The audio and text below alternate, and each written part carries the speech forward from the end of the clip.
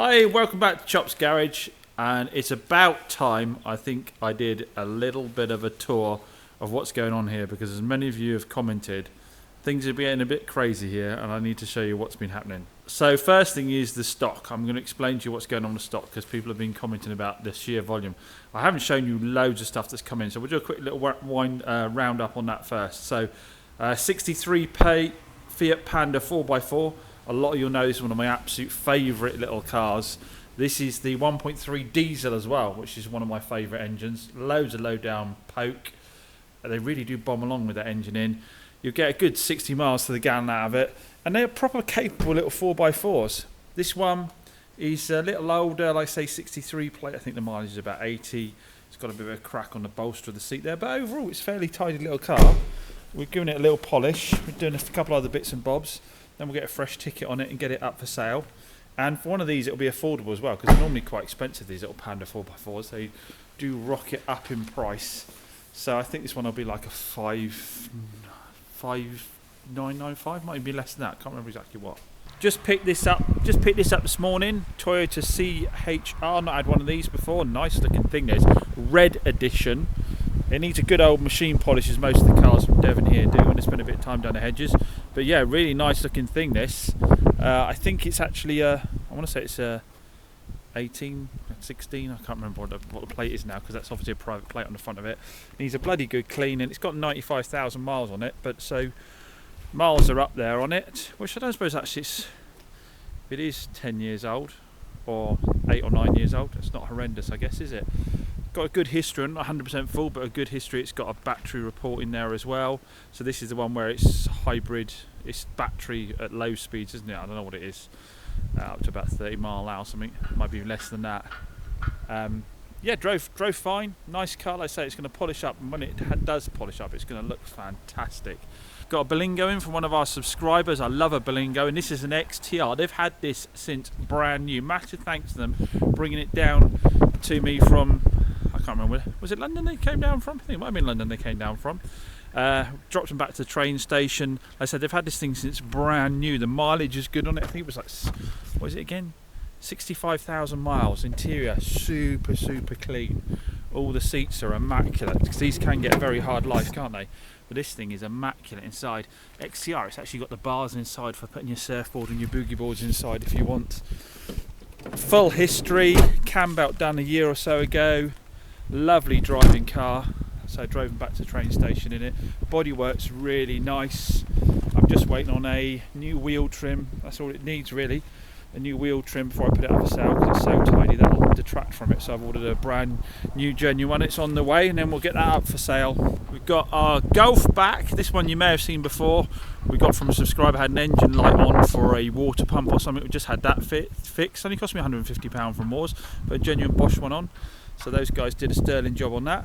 So that's got to go up for sale. That's a DSG 2-litre diesel from our subscriber, another subscriber car. Fantastic condition inside and out. This car, really fantastic service history, including DSG services. So that is that's up for sale. Now, you've seen the ST before. Not done much coverage on that, not really advertised that. I need to get around and do that. I want to go and get it mapped back to standard again. I'm not a big fan of mapped cars. Got the 107 automatic still. I had that, I wouldn't say a little while, I had it for a few weeks, but it's only got 13,000 miles on it. I always find mega low mileage cars quite tough to sell, because you're asking quite a lot more for them. Bad news on our Mocha that we got from G3 Auctions last time. It was a vaping Mocha on the way back. It made it fine and didn't use all of its coolant, but it used quite a bit. But it also had a bit of an erratic idle and wouldn't pull over about sort of 60 miles an hour very hard. Took down to the Moores boys. They went, new engine, James. We don't rate the engine at all. We think it's better off getting a replacement engine for it. So that's where we are with that. It's got an automatic gearbox, so I could just about break even on it if I get a used box at the right price. What I'm struggling with though is I'm finding all the engine codes for the engines I'm finding. Sorry, the engine, yeah. All the engine codes I'm finding for the engines up for sale are for non-turboed ones. And this has got a slightly different code on it, so I don't know what the difference really is. Maybe a Vauxhall expert will be able to tell me. I would have thought any 1.4 turbo would go in it. We've got a is this T25? Is it, the new Vauxhall guys I know. Got this a little while ago. 100 and 38,000 miles, I think it is, which is low for one of these. Yeah, 2006, that's low. Most ones around this, you've done 200,000 miles of this. It's a nice van. It's had a paint job. The guy that owned it was a painter, so he's done this paint job himself. It's come out nice. He put rear seats into it. It's all carpeted out inside. Why is it sitting here? Because I want to machine polish it. I want to put a bra on this slightly faded bonnet, and I want to paint the wheels as well. So it makes sense not to rush it, because when the weather breaks and the sun starts coming out again, these are more popular anyway, so there's no big hurry. We've got this car we've had for a few weeks, haven't we? We got this one from I think main dealer Part Exchange. It's the 1.6 HDI Peugeot 2008. I thought that one would fly, to be honest. I think it's up for 5.5 on a 16 plate, which doesn't seem like an expensive car, does it? And it's nice, clean and tidy. That 1.6 HDI is the better engine, but I think I had one of these before and found it a little bit slow sell, but you know, they all sell in the end. Obviously we've got the Mini from the previous video I've done nothing with yet.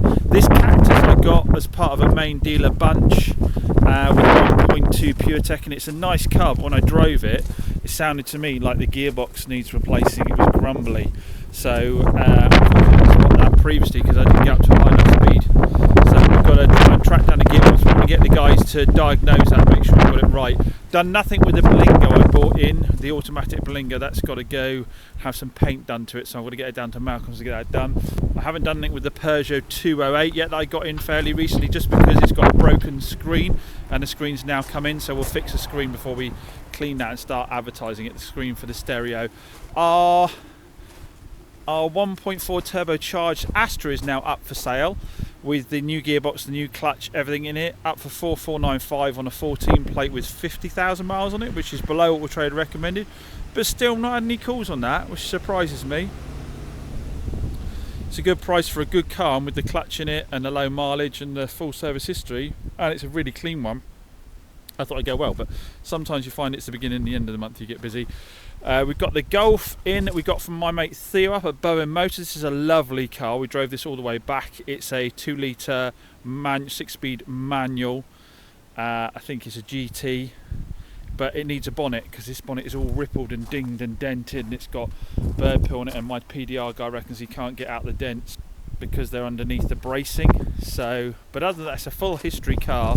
It drives proper, so once we track down a bonnet, we'll be sorted on it. It'll be quicker than buying an aftermarket bonnet and getting painted, I think. Well, we might have to, depending on whether we find it or not.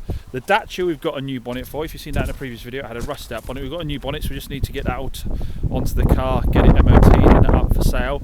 Ford Focus is a cheapy Part Exchange car I took in. I've just put up for $14.95 online on a 2007. It's got a long MOT on it. It's never going to be perfect. It's just a cheap runaround car. Mazda, we've got the Mazda 2 in that I got from the main dealer on a 19 plate with 75,000 miles.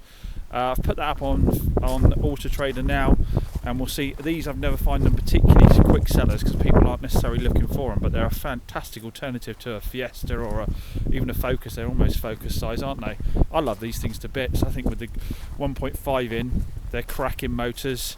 Sat nav, the cruise control, the lane assist, they're fully loaded up. Only problem I got with this car is that the previous owner is still registered on the Mazda system for the service history, so I can't get the service history because on the app you put in the VIN number, and if someone's already registered you can't access it. They have to drop off it, and the only way you can drop off it is if the car is in your name and you send a V5 into Mazda, and obviously I don't put any car into my name, so I can't access the history. So I'm going to have to sit down and make some phone calls and see if some of the dealerships or the MOT centres will talk to me on it. Well, I've no doubt that this has got a history on it because it's really well looked after. They're really good value for money as well. This is the Audi we took in the previous video from a subscriber that sold to my mate Mike. He's going to have that. Picked this up the other day. This must be a pretty rare bit of kit. It's a 2000 and I want to say 2018 might be. It had private plates on it. Audi A3 2 litre diesel, which isn't rare, but it's a Quattro. It's 4-wheel drive. That must be pretty darn rare. This thing, I took it for a spin. Took it home and back. It grips like an absolute limpet. Hell of a bit of kit. Really good history on it. Alloys all need doing. Mileage is super low, 34,000 miles, 35,000 miles. Really nice colour in this blue. The bodywork is all good. So to be honest, alloy refurb and a new ticket on it, and it should be good to go. Twingo's back from MOT, so we'll get that out for sale. Still haven't photographed that yet. I've bought this back from a customer that had it for, they think they had it, you might have seen a previous video on this where I had to do the timing chain on it for them and replace a burnt out valve. They've now got a brand new car and offered it to sell back to me. Gives me an opportunity to recoup the money I did doing the timing chain and the burnt out valve. Nice car, a Kia Sportage 2 with the 1.6 petrol, which is fairly rare. Leather, full glass roof, everything. Nice affordable car. Nice affordable car around that 5k-ish mark. And then we've got this Mercedes C-Class that we took from a subscriber. Unfortunately his uncle passed away. He got in touch and said would I be interested in it. Adrian went and picked it up country for me. What a car this is. It drives so bloody lovely. It really does. It's got the 2.1 legendary 2.1 diesel in it, which is renowned for doing mega mileage, but it's also really grunty, but still delivers great MPG. This thing does fly along. Beautiful colour combo with the light blue and the black leather. Around 75,000 miles, so the miles aren't high. It's automatic. It's the only thing is we don't have history for it. Again, I've got to ring around for history because uncle passed away. The family didn't know where the service history paperwork for it was. I just can't imagine in the condition this car is in that it hasn't got a load of history. Even the alloys are really good, just the centre caps are a bit corroded on it. It's only one thing in the interior lets it down, which is the stitching has come apart on the driver's seat and he's put a bit of tape over it. I might try and get the base off and get it down to a lady down in town who stitches the seats up, because other than that it's the only thing detracting from what is a really mint car. Another one I picked up, Ford Focus 1.5 turbocharged with an automatic box. I locked it? Yeah, I have locked it. Drove this around for a few days to try it out properly, see if there's any particular reason it was part exchanged. Drove absolutely brilliant. With that 1.5 turbo petrol paired with the auto box, makes for a really nice drive. I ended up using it for 2 days, to be fair. Nice condition, full service history, 100% full service history, no paint work to do on it, so this is a clean it up and get it up for sale. Probably is about due its belt now, so, well no, it's not due its belt now, it's due its belt in about 12 months time, but that's probably a bit of a point of negotiation with them, with whoever purchases the car. We won't be able to do it 100% free, but we'll be able to do it probably half price. Picked up a couple of Captures. I'm going to show you the other one in a bit. So we've got a 2017 here, 75,000 miles, full main dealer service history with the 1.5 trailer. There's always a tractor in there. 1.5 DCI on it, bit of a ding here, but other than that, this red tends to fade in different places all over the place. This red, it's just this colour, I forget what it's called now. It's got a tinted lacquer on it that plays silly buggers. But other than that, it's nice, you know, polished up, it'll look good. It's only something I notice really because I've had such a lot of them. Carbon finish inside, all the red surrounds in it. It's got all the bells and whistles, 6-speed manual, cruise control, sat nav, all round lecky windows, heated seats. I've not had one with heated seats before. I do like these, they're a good, really good drive. That 1.5 DCI in this car, they fly along, don't they? But you'll still get great MPG, low road tax, everything like that. The Audi A1 with the DSG gearbox we've done nothing with, because I'm going to offer this car as an alternative on the current raffle, and if it doesn't go it'll be the next raffle car. So we've got the Audi A3 convertible. I'll put a link to the raffle down below, on raffle over there, but I'm going to actually offer this Audi A1 out as an alternative as well, with the same 1.2 turbocharged petrol as the convertible, but obviously a little 3-door sport line with the DSG gearbox, which we just spent £4,500 having fully rebuilt, and it has a 12-month warranty on it. Really nice little car this. I forget what the mileage is on it, it's not horrendous, it's about 80 I think, something like that. Quite a valuable car, probably worth about £7,000 I'd say, with the DSG gearbox being an S line. Quite popular little cars. So that one is going to go up as an alternative on the raffle. I'll put links to the raffle down below, so you'll have a choice of either having the Audi A3 convertible, £4,000 cash, or the Audi A1 Sportline. Just picked this up, BMW X1 2-litre diesel. Drives absolutely perfectly, no issues with it at all. It's a 2011, like I say, 2-litre diesel X1. I love the interior on it. It's like a cream with this coloured sort of, I don't know what this, it's not going to be wood, is it? It's plastic, but I like the effect of it. It's got a good history. Like I say, drives lovely. 6-speed manual. What was the mileage on this one again? I can't remember offhand. I want to say 75 or 80, I want to say. I've got to get all these cars up on the site, even if they're just holding pictures. I've got to get them up on the website so people can see what I've got. We've got a part exchange that came in against the Cougar, which is a 2010 Astra 1.4 turbocharged petrol. I could put the engine from this into the Mocha, but this is actually a pretty much full history car. The owner had it when it was registered, pre-registered, so I think it's only got 2 owners. The mileage is not horrendous on it. I think it's about 70 odd, and it's quite a clean old bus, to be honest, so I think we'll put this one up as an option. It's got leather in it, it's an SRI, so, and it's got a really long MOT on it, so I think we'll just put this up as a cheapie car and see how we get on with it. I think it'd be a shame to rob the engine from it. We've got the Polo that we got from auction, just finished buffing and polishing and cleaning it up. If you remember, it had horrendous interior on it. It was absolutely filthy. Why does Pete keep locking my cars? Hold on 2 secs.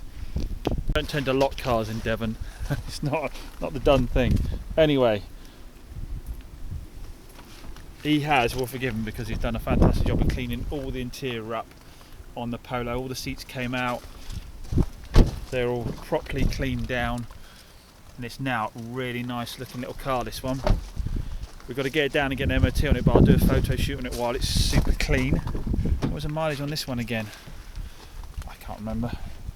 Too many cars to remember off the mileages offhand.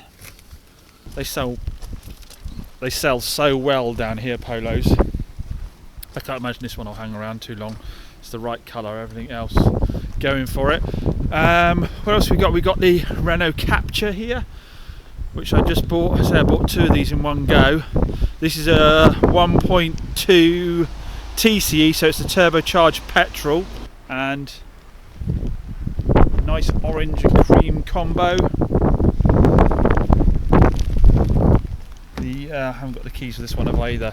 This one's 75,000 miles, same as the other one. Main dealer service history, full main dealer service history. Don't know why it's got the tow bar in the back of it.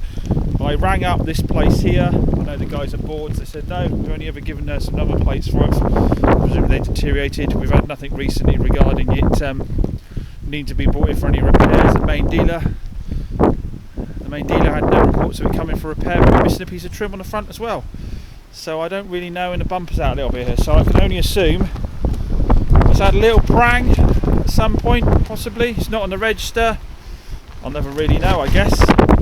But this will polish up nice. I've got that piece of trim on the way.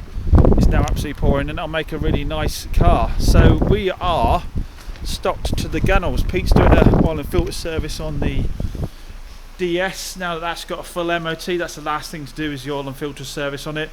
The 106 GTI is patiently waiting us to do a full machine polish and some paint work on that now that it's had its MOT, and then I'm going to do a few miles on it and make sure that's all good to go. So what is my game plan? Well, it is obviously to retail more cars, to do a higher volume of cars. I will continue to trade out motors that I don't think necessarily meet my profile, or if I can just trade them out and make, you know, fairly near retail money from them, I'll do that as well. So I've got the 2 alternatives. Basically, there's a few dealers that come by, I'll swing by, go through the lot and pick a few cars out every now and then. If I can make decent money out of trading them, I'll do that. Otherwise I'll prep them and retail them. Now obviously the whole car park is not mine, so in order to secure the whole car park, I'm about to do a deal where I'm taking on another unit, and it is this one next door. We've got this double unit next door to the 2 I've already got, and this one has offices inbuilt in it, so I'll have a nice warm area to sit with customers. It's got no wall in the centre, so it will be completely open plan inside, and will make a really nice showroom, nicer stock, or when stock's prepped and when people are coming to pick up. We'll then use the other 2 units for prep and paint and that kind of thing, and obviously to justify having the additional unit I need to increase the volume of stock, and increasing a bit of trade as well. The quick trade flips where they come in and out within a couple of days is pretty much going to pay for the unit itself. If I can cover the cost of it with trade sales, that now affords me, like I say, the deal is I'll have the rest of have this car park to myself. I'll have that room to do retail. So one of the reasons we haven't, some people have said, why not you organised that side at the moment? One reason is that I'm just waiting to get access to this unit to organise absolutely everything and decide where we want everything to go. So there is a method to my madness. One of the things before we get on that unit as well is I do need to sort out what I'm doing with a lot of these classics here.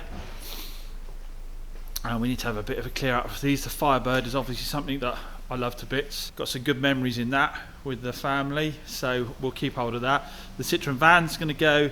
The Ital, as much as I'd like to do it, that'll go as well. This I built with my father-in-law, but he's not driving it, so we need to decide what happens with the Roadster. And I need to cut back on one of the MGB, so probably keep the Firebird and the supercharged MGB, and the Barchetta needs to go as well, so that I don't end up just filling up the new space with lots of toys. So this video is probably a bit more for you hardened choppers, those that have been with me from the start, to give you a bit of an update on what is happening. I've got no dramatic customer stories to tell you about today.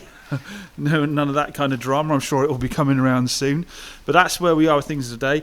I've got to thank Pete massively, Two Glasses Pete. He's been in a lot more recently, obviously helping me get through all this stuff. We've been doing a bit more ourselves in terms of valeting, prepping, doing minor mechanicals like discs, pads, exhausts, that kind of thing, just to speed things along and get more retail stock ready.